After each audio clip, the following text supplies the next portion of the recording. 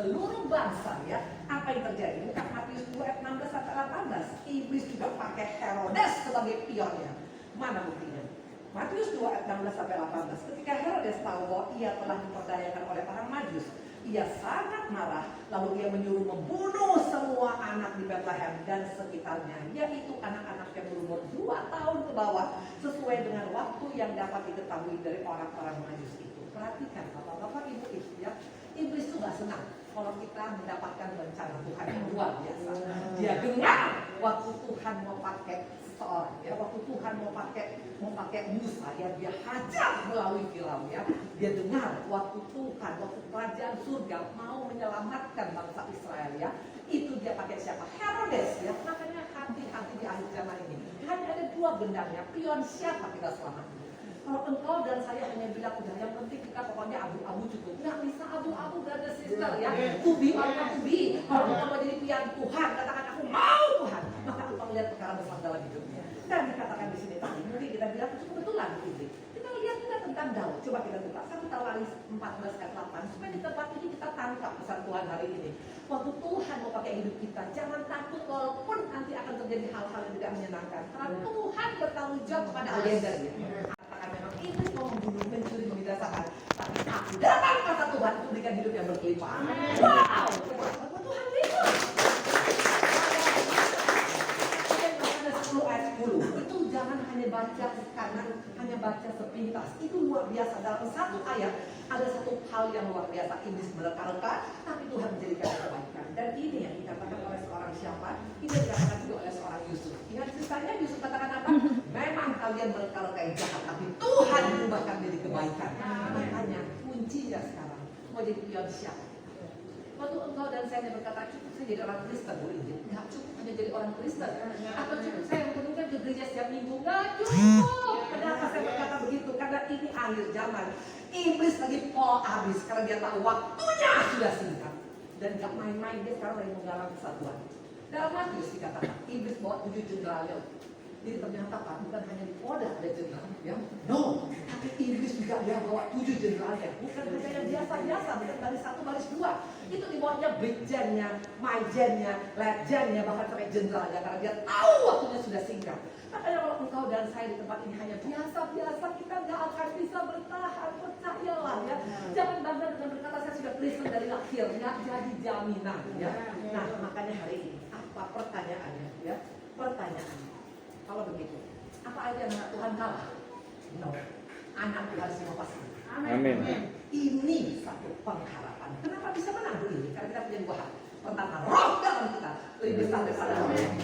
Wow, luar biasa. Dan yang kedua dikatakan iman pada Yesus mengalahkan dunia. Amin. Ini modal kita. Makanya siapa takut walaupun engkau sekarang digoncang-gancingkan dengan pandemi, siapa takut? Ya karena kita punya roh lebih besar daripada roh dunia ini. Yang kedua, iman kepada Yesus itu mengalahkan dunia termasuk apapun yang kau hadapi pada saat ini. Nah, ini bicara tentang pengharapan.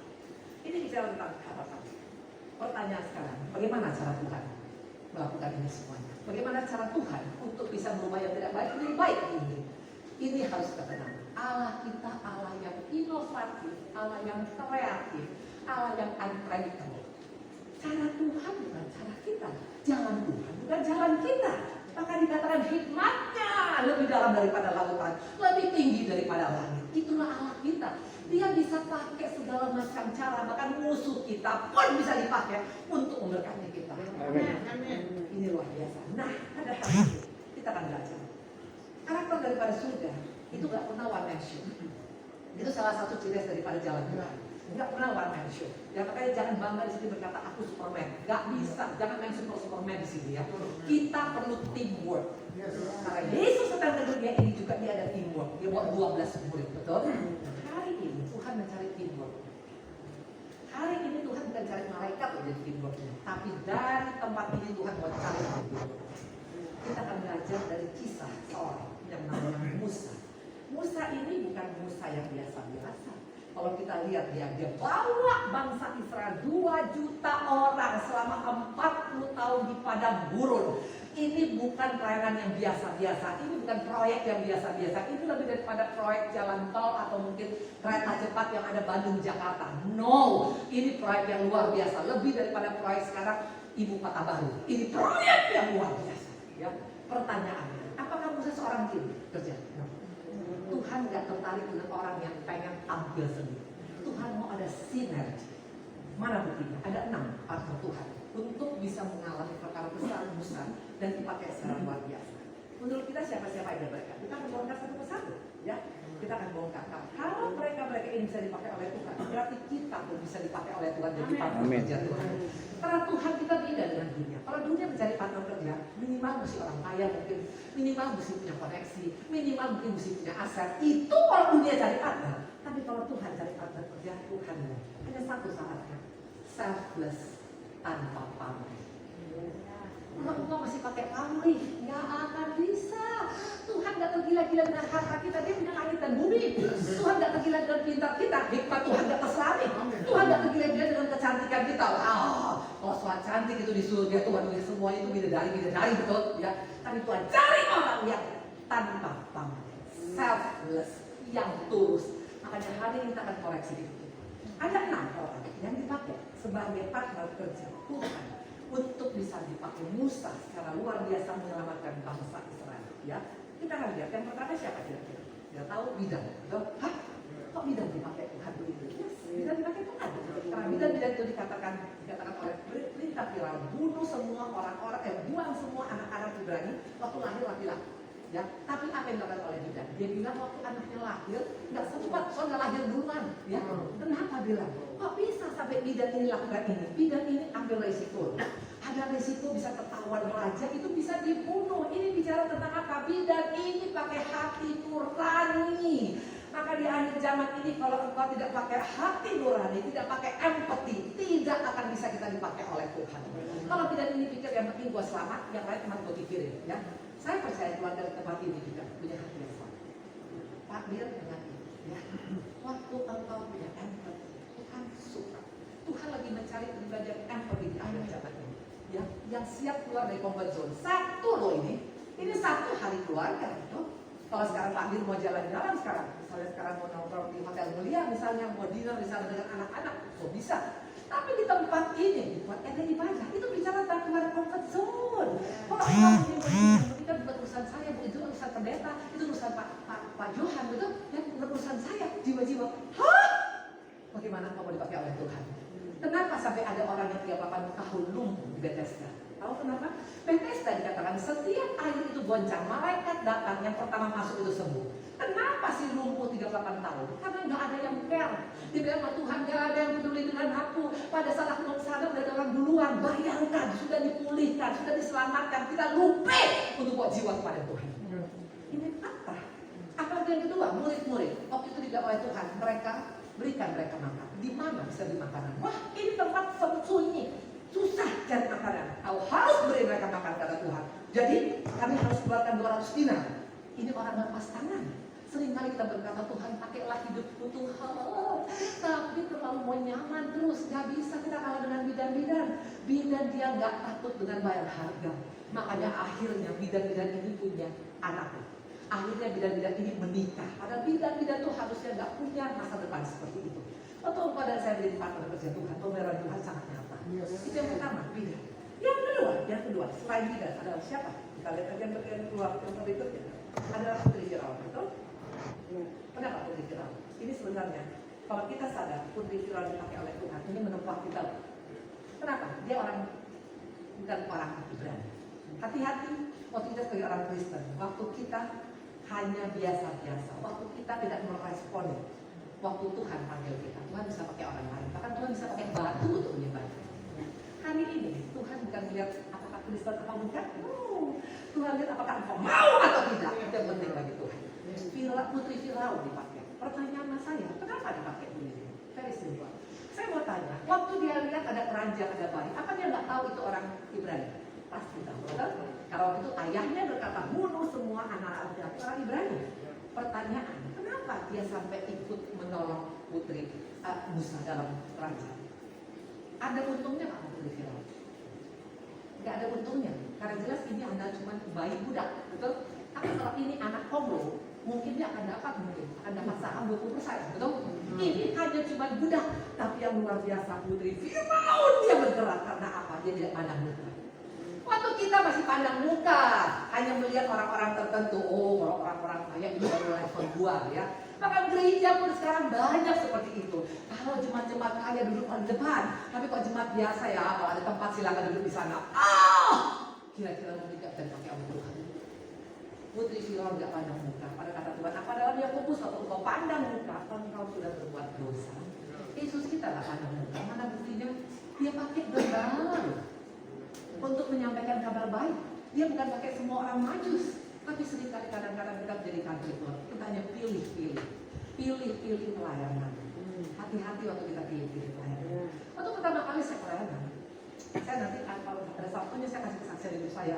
Bagaimana saya pernah jadi pion iblis selama 40 tahun, ya. Makanya nggak jadi jaminan. Ayah saya membangun gereja banyak, saya Kristen dari lahir nggak jadi jaminan, ya. Nah, waktu saya pertama kali bertobat, saya melayani. Tahu pelayanan saya pertama kali di mana? Pelayanan pertama kali saya di penjara, Pak. Karena suami saya masuk penjara, narkoba, ya. Terus terang, itu keluarga saya marah semuanya. Karena mungkin dari segi sekolah, mungkin mereka lihat ini kayaknya nggak pas. Saya kebetulan S3, Pak, dari Amerika, cum laude pakai keuangan. Sementara suami saya masuk penjara di Kebun Waru, di Bandung, ya. Nah, waktu itu saya waktu melahirkan anak, itu di sana saya punya keputusan untuk berubah, ikut Tuhan. Karena kata dokter anak saya lahir itu bisa cacat, ya karena sudah terlalu stres, ya. Nah akhirnya di sana waktu melahirkan saya hanya bilang begini, kalau betul Tuhan Yesusnya itu ada sayang sama saya hanya minta satu, anak saya lahir normal, saya akan ikut Tuhan semua hidup saya. Apa yang terjadi? Si penjahat seperti Indri panggil di doanya pun didengar oleh Tuhan. Itulah Tuhan kita, sama seperti anak bungsu waktu dia datang kepada Bapa, bukan dia yang datang, Bapa yang datang menjemput dia, diberikan cincin, diberikan jubah, diberikan kasut. Makanya jangan lari dari Tuhan waktu punya masalah, datang pada Tuhan, melakukan kesalahan, datang pada Tuhan karena Dia adalah Allah yang sangat luar biasa. Akhirnya anak saya lahir normal, di sana saya mulai ikut Tuhan. Saya mulai baca Alkitab, saya nggak pernah baca Alkitab selama 40 tahun. Saya mulai baca Alkitab dan saya saking begitu antusiasnya sampai saya sewa. Dulu Pak belum ada seperti sekarang YouTube tahun 99. Jadi saya sewa kaset itu kurang lebih satu minggu itu Rp1.000. Saya sewa 30. Setiap hari saya dengar Gilbert, saya dengar Pak Miko, saya dengar semua orang dan saya catat semuanya. Saya nggak tahu sampai kapan sampai buku saya sebanyak ini. Saya nggak tahu berapa. Satu saat pendeta yang melayani suami saya di penjara bilang, Ibu Indri, ayo ikut pelayanan sama saya. Saya bilang, saya ikut pelayanan mau. Tapi bukan kohormat. Tahu mau apa? Main gerincing. Jadi saya main gerincing. Jadi kalau pendetanya nyanyi sorak lah, saya gerincing seperti itu. Orang keluarga saya marah luar biasa. Indri kamu bikin malu main gerincing di penjara. Itu nggak level kita. Saya bilang itu levelmu. Tapi kalau di hadapan Tuhan, itu yang Tuhan percayakan bagi saya. Itu anugerah.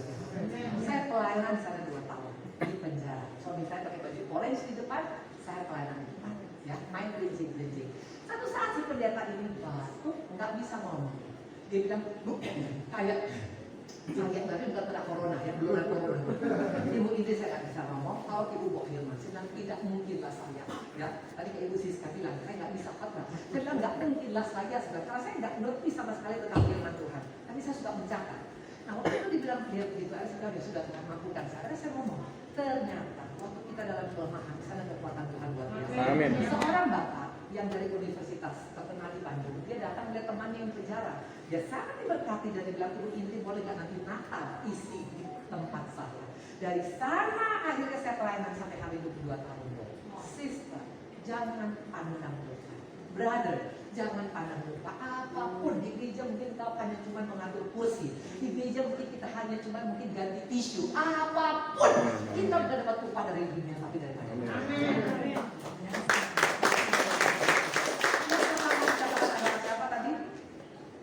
Bidan. Kenapa dia dipilih? Karena dia keluar dari comfort zone. Dia peduli dan peduli. Yang kedua, siapa yang pakai? Tidak pandang muka. Kita buat ini stop waktu kita pandang muka. Jangan lihat orang karena lihat fisik. Oh ini karena orang kaya, ini karena hamba Tuhan besar. Tidak ada besar kecil di dalam Tuhan kita semua sama. Kita lihat Tuhan. Miriam. Siapa Miriam?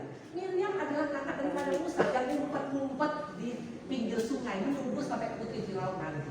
Saya mau tanya, kira-kira kalau putri Firaun nanti schedule-nya udah pasti pas nggak? Belum tentu, namanya putri, suka-suka dia. Tiba-tiba dia bete, mungkin baru datang jam siang.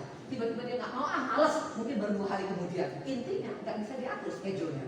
Jadi bayangkan seorang Miriam menunggu sampai mungkin berjam-jam bahkan berhari-hari karena dia sayang pada adiknya. Ini bicara tentang apa? Tuhan akan mencari orang-orang yang dipakai sebagai mitra kerjanya kalau keluarganya ada rukun.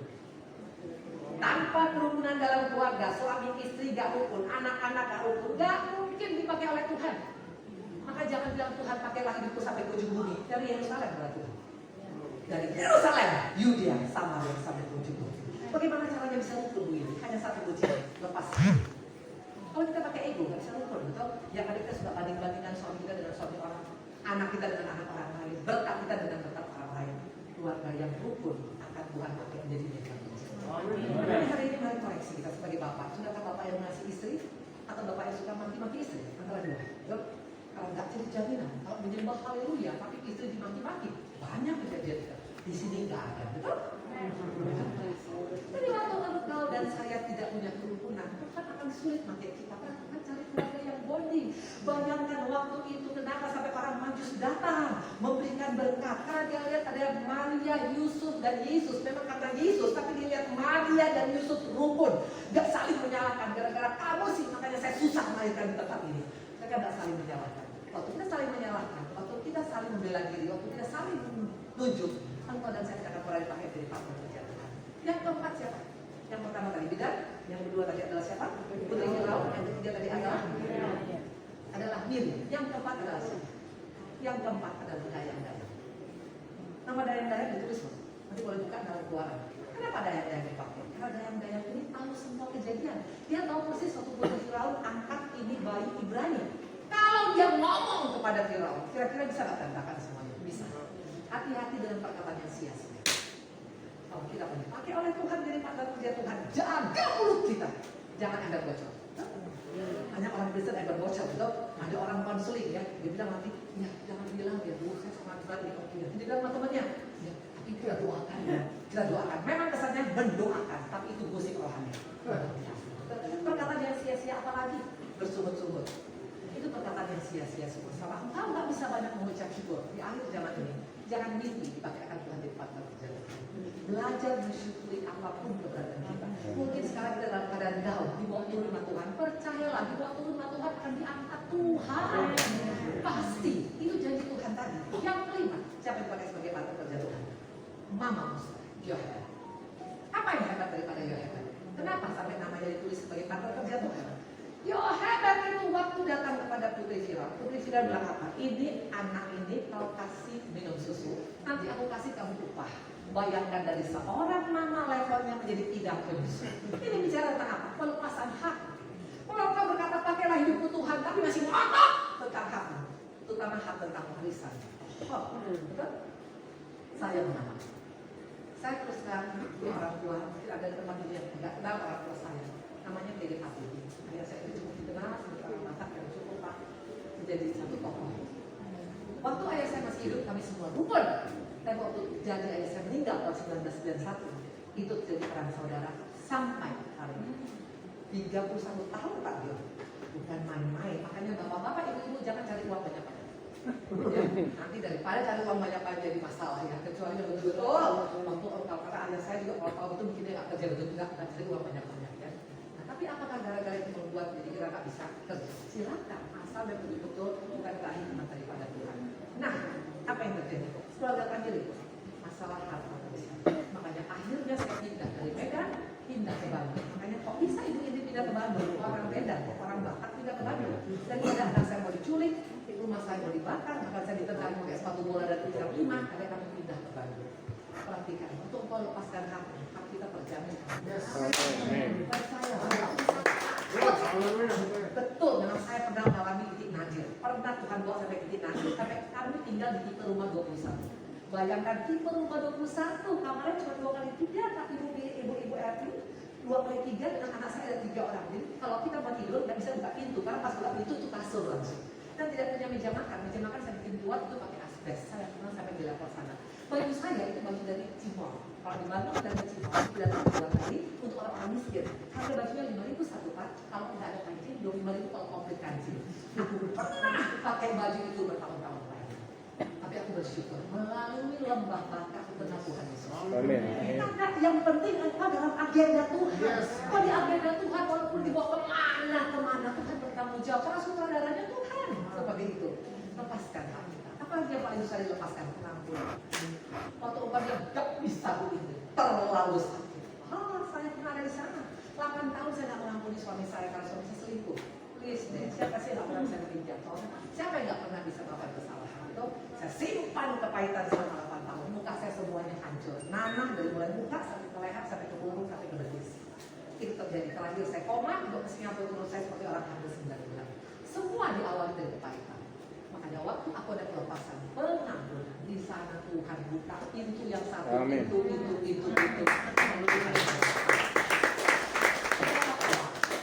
Yohanan, dia bisa melepaskan. Yang kedua apa yang hebat dari kali Yohanan? Komitmen. Waktu dikatakannya nanti saya akan bawa anak ini kepadamu, dia nggak lupa. Seringkali kadang-kadang di tengah jalan itu Tuhan kita mulai lupa.